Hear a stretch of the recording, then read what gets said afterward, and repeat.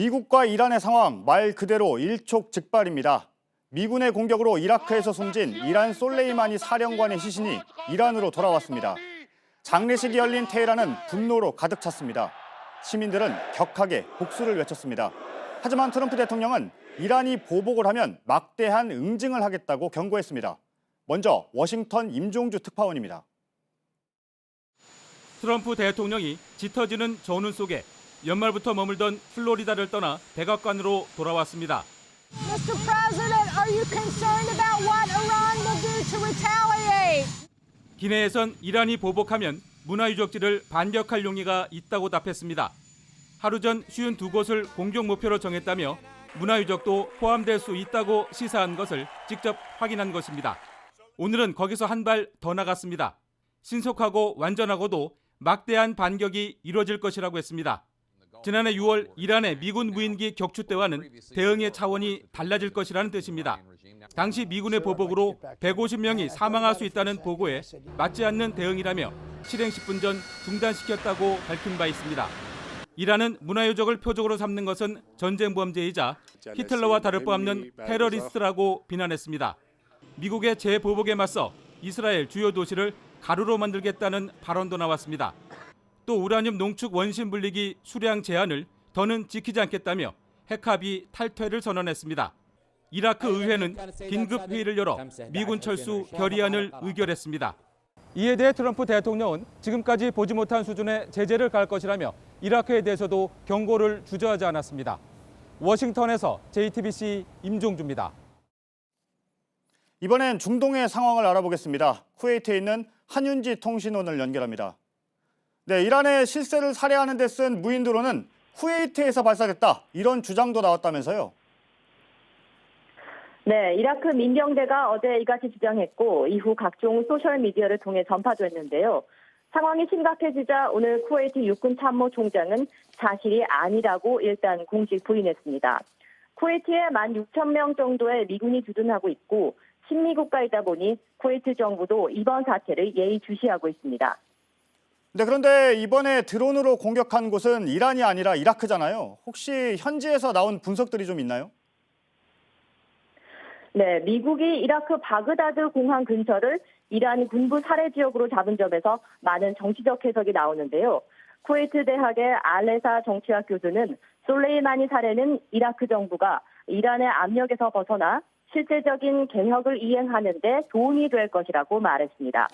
다시 말해 이란을 견제하면서 동시에 이라크 내 친이란 세력에도 경고 메시지를 보냈다는 해석이 나오고 있습니다. 미국이 솔레이마니 공습 시 이라크 정부의 동의를 구하지 않은 것도 이런 주장에 힘을 싣고 있습니다. 네, 문제는 앞으로입니다. 당장 이란은 보복 얘기를 하고 있어서요. 현지 분위기는 좀 어떻습니까? 네, 오늘 잠깐 이란에 계시는 교민 몇 분하고 통화를 했는데요. 이란 내에 반미 분위기가 많이 확산되고 있다고 합니다. 오늘 테헤란에선 이란 시민들이 모여서 솔레이마니의 장례식을 이어갔는데 이 자리에서 이란의 새 사령관은 이 지역에서 미국을 제거하는 것이 목표다라고 선언했습니다. 이란 주재 한국 대사관에서도 교민들에게 시위 현장에 가지 말고 최대한 외출을 자제해달라고 당부했습니다. 네, 미국이 다시 보복을 하면 이란은 이스라엘을 표적으로 삼겠다는 말도 나오는데 이 얘기의 출처가 어딘지 혹시 알 수 있습니까?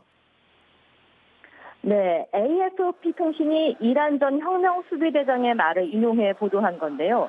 이스라엘은 이란과 적대 관계이면서 대표적인 미국 동맹국가입니다. 중동의 다른 미국 동맹국들은 현재 이란을 자극하지 않기 위해 최대한 반응을 자제하고 있는데요. 미군이 파견돼 있는 이라크, 쿠웨이트, 사우디아라비아 그리고 UAE 등도 자칫 이란의 공격 대상이 될 수 있기 때문에 민감한 상황입니다. 네, 잘 들었습니다. 한윤지 통신원이었습니다. 그렇다면 미국과 이란의 치킨 게임의 배경은 뭐고 앞으로는 어떻게 될지 취재 기자들과 한 걸음 더 들어가 보겠습니다. 워싱턴의 임종주 특파원 그리고 제 옆에는 국제외교안보팀의 정재훈 기자가 나와 있습니다. 먼저 임종주 특파원의 얘기를 좀 들어보죠. 미국의 논리는 그러니까 뭡니까? 네, 미국은 임박한 위협이 있었고 그에 대한 정당한 방어 조치를 취했다는 논리를 펴고 있습니다. 또 그건 정확한 정보를 바탕으로 한 올바른 결정이었고 합법적이었다는 주장을 부각하고 있습니다. 그런데 겉으로는 그렇고 속내는 따로 있다면서요? 네, 우선 그 임박했다는 위험이 뭔지 아직 구체적인 설명이 없습니다. 그렇다 보니 대선을 11달 남겨둔 시점에서 뚜렷한 외교적 성과가 없다는 비판 속에 발생한 바그다드 주재 미 대사관 피습 사건과 연결짓는 시각이 있습니다.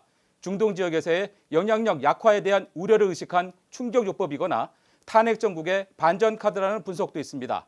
야당인 민주당과 주요 언론에서도 탄핵과 대선 정국이 맞물리는 왜 이 시점이냐는 데 의문을 던지고 있습니다. 네, 임종지 특파원 잠시 기다려주시고요. 이번엔 정재윤 기자하고 좀 얘기를 해보죠. 이란과 지금 이라크도 가만히 있지는 않은 상태입니다. 어떻습니까? 그렇습니다. 일단 이란은 이제 핵합의를 더 이상 지키지 않겠다라고 선언을 한 상태지요. 예. 거기에 더해서 미국이 재보복을 할 경우에 이스라엘을 공격하겠다라고 얘기했는데, 즉 미국의 동맹국을 공격하겠다고 선언을 한 겁니다. 예. 이라크의 경우에도요, 현재 주둔하고 있는 미군 5천여 명을 철수시키겠다고 나선 상황입니다. 예, 알겠습니다. 임종주 특파원, 결국 이러니까 치킨 게임 얘기가 계속 나오고 있는 건데요. 트럼프 대통령 역시 계속 공격적인 발언을 내놓고 있죠. 네, 그렇습니다. 이란이 가혹한 복수를 예고하자 바로 반격하겠다고 맞받았습니다. 그러면서 52곳을 공격 목표로 거론했고 문화유적도 가리지 않겠다고 했습니다. 사실상 무차별 공습 경고입니다. 앞서 보신 것처럼 이라크를 향해서도 협조하지 않으면 전례 없는 제재를 가하겠다고 했습니다. 설전의 수위가 임계점을 향해 치닫는 모습입니다. 그렇죠. 예. 미국의 반응 그리고 이란 이라크 상황을 좀 알아봤는데 결국은 미국과 이란이 전쟁까지 갈 수 있느냐, 이게 가장 큰 관심인데 어떻게 봅니까? 일단 전문가들에게 좀 물어봤더니요. 예. 전면전 가능성도 배제할 수는 없는 상황이다. 예. 이런 시각이 좀 있습니다. 일단 그래프를 좀 준비해봤는데 이렇게 10년 주기로 어떤 사건이 일어난 뒤에 중동에서 전쟁으로 이어지는 경우가 종종 있었습니다. 때문에 미국 내에서도 우려가 지금 상당한 것 같은데요. 미국 당국의 선발 진병 시스템, 즉 우리나라로 치면 병무청 같은 곳입니다. 이 기관의 한 사이트인데 접속량이 폭주를 해서 이렇게 마비가 되기도 했습니다. 예. 또 트위터 등에서는요, 제3차 세계대전이라는 단어가 실시간 주제어로 급상승하기도 했습니다. 그렇군요. 네, 그 연장선상에서 제가 임 특파원에게 좀 질문하고 싶은 부분이 예, 그러시죠. 있는데요. 이게 미국 내에서도 어쨌든 이렇게 전쟁을 우려하는 목소리가 계속 나오고 있는데 현재 미국 내 현재 분위기 지금 어떤 상황이라고 보면 됩니까?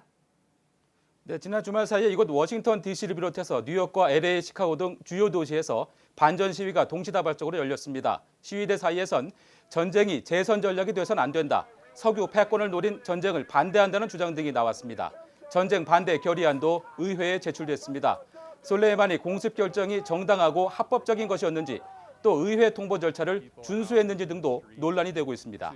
네, 정 기자, 우리 입장에서는 지금 가장 쓰이는 게 사실 북한 문제입니다. 그러니까 지금 상황에서 북한과 미국의 협상이 가능하겠느냐, 이런 우려가 나오고 있잖아요. 네, 이번 이란 공습이 북한에도 큰 부담으로 작용할 걸로 보입니다. 예. 그래서인지 북한이 오늘 이란 문제 관련해서 입장을 내긴 했는데 굉장히 수위 조절을 한 모습입니다. 중국과 러시아 외무장관의 표현을 빌어서요, 미국을 우회적으로 비판하면서 신중한 반응을 보였습니다. 당분간 때문에 북한도 이 미국과 이란 상황을 좀 지켜보면서 미국과 대화 재개 여부를 결정할 걸로 보입니다. 예, 잘 들었습니다. 예, 지금까지 워싱턴의 임종주 특파원 그리고 정재윤 기자였습니다. 수고했습니다. 우리 정부의 고민도 생겼습니다. 미국과 이란이 충돌하면 당장 호르무즈 해협이 막힐 수도 있기 때문입니다. 호르무즈 해협은 폭이 50km 정도입니다. 한국과 일본 사이보다 좁습니다. 사우디아라비아나 쿠웨이트에서 나온 석유를 전 세계로 나르는 관문인데 우리나라 해운회사의 유조선도 무려 70%가 이곳을 통과합니다. 이란이 이 해협을 막아버리면 우리 원유 수급도 차질이 생기는 겁니다. 이런 이유로 우리 정부는 그동안 파병을 검토해오기도 했습니다. 그런데 정세가 더 나빠지면서 정말로 보내야 하나, 이런 고민이 깊어지고 있습니다. 김태영 기자입니다. 당초 우리 정부가 계획한 호르무즈 해협 파병이란 큰 틀엔 일단 변화는 없는 것으로 전해졌습니다. 정부 당국자는 중요한 고려사항이 생겼지만 우리 국민의 안전과 보호를 위한 목적엔 변함이 없다고 말했습니다. 군은 그동안 호르무즈 해협을 지나는 우리 선박의 보호뿐 아니라 유사시 이란 등 중동에 거주하는 재외국민 철수를 지원하기 위해 청해부대 투입의 필요성을 검토해왔습니다. 기존에 논의했던 대로 연락장교를 우선 파견해 현지 상황을 지켜본 뒤 아덴만에서 활동 중인 청해부대의 작전 반경을 넓히는 방향으로 단계를 밟아갈 가능성이 큽니다. 군 관계자 역시 상식적으로 순서를 매긴다면 그렇게 될 것이라고 설명했습니다. 이달 중순 임무 교대 예정인 청해부대 30일진 왕건함이 해적이 아닌 이란 정규군과의 교전에 대비해 각종 무기 체계를 보완해 한국을 떠난 것도 언제든 투입될 수 있다는 가능성을 열어둔 조치입니다. 다만 미국과 이란이 전면전으로 치달을 경우 문제는 더 복잡해질 수 있습니다. 부정적인 여론이 커질 경우 동맹국으로서의 책임과 파병 반대 여론 사이에서 정부의 고민이 더 커질 수 있습니다. 정부는 외교부를 중심으로 중동에 체류 중인 우리 국민의 안전을 확보하는 방안도 점검했습니다. 청와대도 NSC를 열어 현지 정세와 대응 방안을 논의했습니다. JTBC 김태영입니다. 네, 우리 경제에 미칠 영향도 걱정입니다. 미중 무역 전쟁이 한풀 꺾이면서 안정되는 듯한 시장에 또 다른 악재가 생길 수 있어서입니다. 당장 주가가 떨어지고 환율이 올랐습니다. 정부는 원유 수급에 차질이 빚어질 경우 비축한 기름을 풀기로 했습니다. 송지혜 기자입니다. 오늘 코스피는 1% 내리고 원달러 환율은 5원 올랐습니다. 중동 정세가 불안해지면서 투자 심리가 위축돼서입니다. 국제유가도 급등해 브렌트유가 배럴당 70달러를 넘어섰습니다. 국제유가는 2, 3주 시차를 두고 국내 기름값에 반영되기 때문에 더 오를 경우 7주 연속 오른 국내 휘발유 값의 상승폭을 키울 수 있습니다. 정부는 긴급 장관회의를 열고 일단 국내에 미치는 영향은 제한적이라고 밝혔습니다. 작년 9월에 있었던 그 사우디 드론 공격에 대한 테러 사건과는 좀 다르게 아직까지 에너지 시설에 대한 어떤 추가적인 직접적인 공격이라든지 이런 건 발생하지 않은 것으로 봐지기 때문에 우리나라는 지난해 미국의 이란 제재 이후 이란산 원유를 수입하지 않습니다. 다만 이란이 호르무즈 해협을 막는 카드를 꺼낼 경우 타격이 불가피합니다. 우리가 수입하는 원유의 70%는 호르무즈 해협을 통과해야 하는 중동산입니다.